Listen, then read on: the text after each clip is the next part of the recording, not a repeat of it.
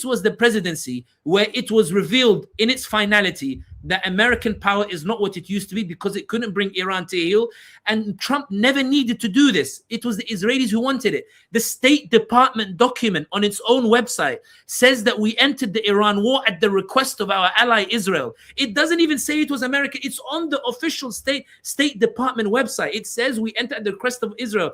Meaning the worst part, if you're an American, especially if you're America first, is that not only did you get dragged into a war that you acknowledge you had no interest in, but that you were so humbled in this war that now the world is now looking for alternatives where you're no longer the hegemon. It's a disaster whichever way that you look at. And whatever semblance these Gulf allies had that maybe America is not done yet, you've literally just told them, I don't give a damn about your opinions, go and normalize with the Israelis. I don't know how Trump turns this around, to be honest. And what I'm concerned about is that he will keep escalating at the behest of the Israelis by making these outrageous demands that nobody can accept in the hope of securing something that is unattainable. Whereas in reality, if I was advising Trump, if I was in that office in the White House with Donald Trump, not that I'm being presumptuous and I don't want to be in that room and I have no intention of ever being in that room, I would tell Donald Trump, Mr. President, just cut your losses while you can. You still have time to change things around domestically. It is what it is. Just, blame it on somebody else. Sack Hegseth and say it was his fault. Get rid of J.D. Vance for not stopping you. Marco Rubio, keep him on board or whatever. And just move on. Cut your losses. And it's bewildering that Trump still refuses to do so. You keep saying, so I got so many notes. You keep saying that how can Saudi accept to normalize relations with Israel? By the way, I agree. This war has sabotaged any chance of Abraham's Accords moving forward. But when you keep saying when they can't even get you a ceasefire, well, they did. There's been a ceasefire, not a perfect one, at least when it comes to Iran, for weeks now. So one can argue that the lobbying by the Gulf to end the war, when everyone thought there'll be troops on the ground, has worked. So that's one point to take into consideration. And then the other one about Trump making outlandish demands. I see the complete opposite happening. Maybe it's just me, and I've been optimistic for a while. But Trump made a post yesterday saying he's fine with the enriched uranium going to another country. Before he kept saying it's going to come to the US, it's going to come to the US. Now he's saying, oh, it can go to another country and they can take care of it. Another one, he did a post 2-3 days ago about Iran. No threats, no attacks, nothing at all. A very diplomatic post, even saying Iran may join the Abraham's Accords. And then the third one is he's open to unfreezing assets for Iran and is no longer talking about no toll booth at the Strait of Hormuz.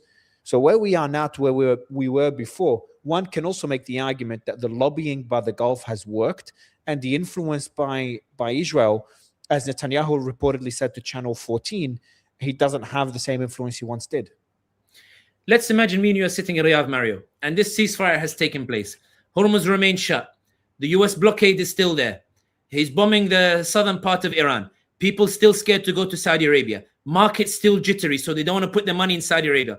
Articles coming out saying UAE will never be the same again. Articles coming out questioning the sanity of investing in Saudi Arabia as capital flight, not from UAE, but at least from Saudi Arabia and these others. People decide to consider to put that money elsewhere. And you're a country that's now in deficit. You used to be in surplus. You're now in deficit. The requirement for the oil level needs to be higher. You're now having to revamp the way your infrastructure works because you can't rely on the Hormuz. You need a pipeline that goes towards the Red Sea. You need to accelerate the building of the Oxygen State. That requires you to rain down your NEOM projects and to cut the funding for that. Means you need to admit that all of that pomp that you gave when you went to Washington, when you went to the US and told them we're the future, you're telling them I oversold and I overdreamed. If you're somebody with millions of dollars, you don't listen to that pitch again after you've seen that it failed after 7-8 years. The Saudi Crown Prince says, I'm still being hurt by the impact of this so-called ceasefire. We need a more permanent deal in order to calm those markets down. They're not even allowing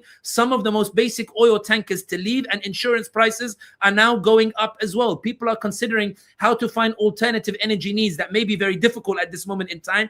But the point is, people are trying to imagine a world in which they don't rely as much on Saudi Arabia. And it comes at a time where your Saudiization policy has not created the employment opportunities for ordinary Saudis that you thought it would create in order to get the Saudis to be on your side as well. So you're now having to wrestle domestically as well. The reality is that for the Saudis, this is still a disaster. And this ceasefire is worse than that which is being touted, because this ceasefire means there's no step to move forward, and I'm stuck in this limbo where my economy doesn't seem to be improving in that regard. And I think the Israelis, when they say that Trump is not listening to Netanyahu anymore, and I saw the report and I understand what you're saying, but the reality is that he may not be listening to Netanyahu with regards to the maximalist demands that Netanyahu is demanding, but certainly he's still listening to Netanyahu insofar as he's trying to say that if I can get something on for the Israelis, that might help me domestically. If I get some, it's why AOC, for example, is very hesitant when she comes out to talk about the Palestine-Gaza issue, because she's still not sure if she needs the Israelis on board in order to launch a presidential bid for 2028. It's why everybody's still watching. Really? And they're saying, the AOC is saying, okay, when the pressure comes, I'll call it a genocide. When there's no pressure, I'll say, guys, you know, it was a bit. The reality is that after Thomas Massie, AIPAC is trying to spread the message that Israel first politics, or rather, they don't use the word Israel first, that pro-Israel politics is good politics. AIPAC toppled Jamal Bowman. AIPAC toppled Cory Bush. AIPAC claims that it toppled Thomas Massie in one of the most expensive primaries. AIPAC is trying to tell those who are becoming anti-Israel that if you do it, you will lose. Don't get it twisted about this issue of public opinion. And that's the battle taking place in America in and of itself. The point that I'm saying here is that Trump may not be listening to Netanyahu with regards to the pursuit of a deal. But certainly the Israelis are saying, okay, Mr. Trump, if you don't want a war, I want these terms. And Trump says that's reasonable, but they're unreasonable. Israel says, okay, we won't attack Iran. You want to deal with the Iranians? We won't attack the Iranians. Thank you very much, Netanyahu. We'll bomb Gaza instead. Mr. President, you want to deal with the Iranians? Oh, you like them. You like Chelo Kebab Kubide and the gift that the Iranians are giving you through Pakistan. Okay, Mr. President, we won't bomb Iran. We'll go hit Lebanon. And by the way, can we hit Beirut as well? No, you can't hit Beirut. Okay, fine. We'll hit southern Lebanon because we want to. But in South Lebanon, I just want to add one more thing. I don't want to justify it, but they are at war with Hezbollah. So Hezbollah did attack Israel as well. Now, I know Israel's been bombing them for a long time. If you want to go back, chicken and egg, it all started after October 7th when Hezbollah attacked Israel. I'm just saying that, at least for Lebanon, Israel's saying, look, this is a war that we're fighting unrelated to Iran. They're trying to draw a line between Lebanon and Iran. But while Iran and Trump are trying to link it, and on this point, the reason why I won't start it on October 7th, I'll start it from the point of a ceasefire. Hezbollah says, we recognize the ceasefire, and we want the Israelis to leave southern Lebanon. Trump says, that's a reasonable demand. Israel, I want you to do so. Netanyahu comes out the following day and says, Donald Trump, we agree with the ceasefire, and we like that you're a man of peace, and we're going to set up a 10-kilometer buffer zone in southern Lebanon in order to finish those particular operations. That's not a ceasefire. Was that? Sorry, when was that? This was when they announced the ceasefire. Netanyahu came out and said, "We need the second one." The Iran ceasefire. Yeah, the Iran war. During the Iran war, when Iran said we won't abandon our ally, and then Trump talks to the Lebanese president. Lebanese president opens official talks with the Israelis, and the Israelis say, "Okay, we'll agree to the ceasefire." Netanyahu doesn't say, "I respect the ceasefire." Hezbollah says, "We're ready to acknowledge it." And the reason Hezbollah are sincere in this, not that I'm defending them, is because they are diminished. They are so battered by the onslaught from Israel. They need a breather. From a military perspective, they can't keep up with the Israelis in this regard. They want an environment where they can breathe. Why?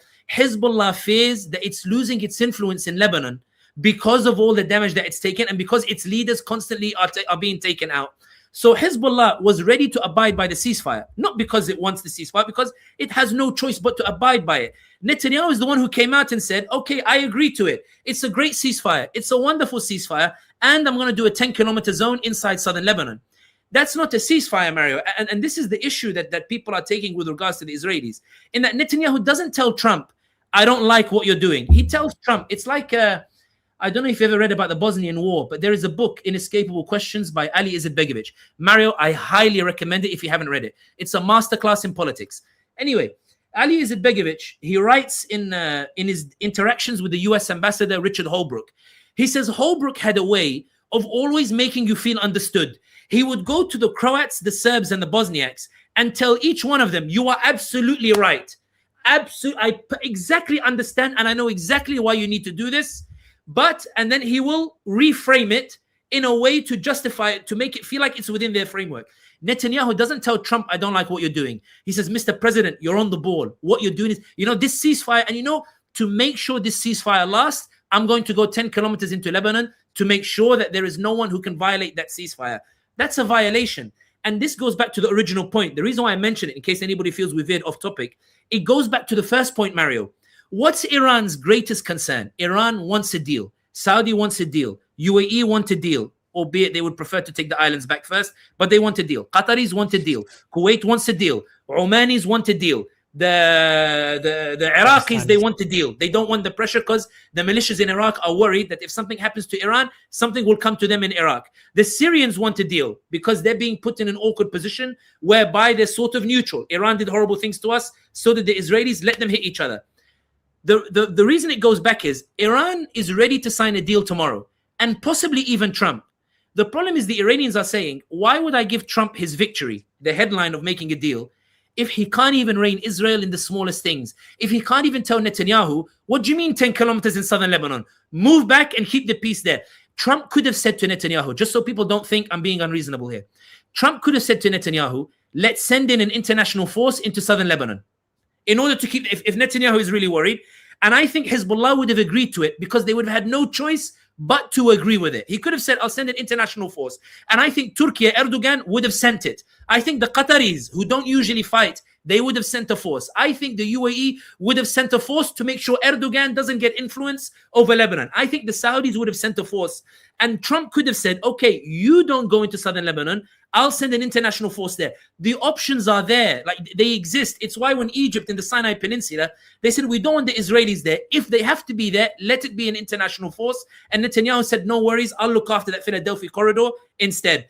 The reason why I say this is that every analyst worth his salt, at least in my circles, in those signal circles, in whatever, all these who are in these different think tanks, Mario, everybody is saying the same thing, that this deal doesn't hinge on Iran and Trump. Trump has already suggested that he's willing to make concessions on the nuclear issue. Iranians have suggested they're willing to make concessions on the nuclear issue. You said it yourself, I'm ready to accept the nuclear going elsewhere.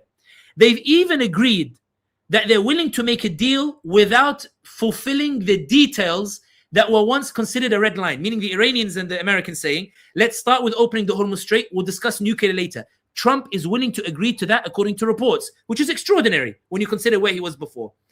Everybody is saying the issue is not whether Trump and Iran will concede to each other. The issue is Trump shows no willingness, the way he did in the beginning of his second presidency, to rein in the Israelis. And that's emboldening the Israelis to keep pushing harder in terms of opposing this deal itself. And that's why I think that what happens inside America, and I'll finish on this point, is so integral. Because what is required to rein in the Israelis is a defiance of Israel in America itself.